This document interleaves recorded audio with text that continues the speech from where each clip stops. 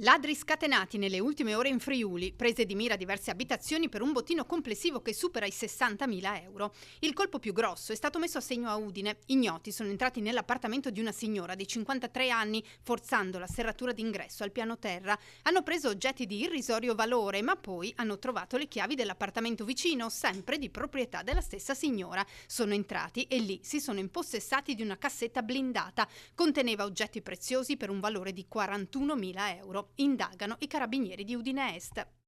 Alla Tisana, doppio furto in abitazione nella tarda serata di giovedì. I malviventi sono entrati forzando gli infissi, nel primo caso rubando a un sessantenne 3.000 euro più gioielli, nel secondo a una donna di 41 anni 1.000 euro più monili. Intervenuti in entrambi i casi per i sopralluoghi i carabinieri del nucleo radiomobile della compagnia di La Tisana insieme ai colleghi della stazione di Lignano.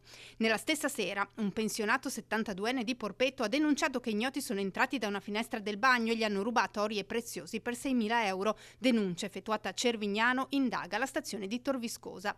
Sono entrati dalla cucina spaccando una finestra, invece, i malviventi che hanno colpito un'abitazione a Palmanova, rubati monili, apparecchi elettronici e abbigliamento griffato.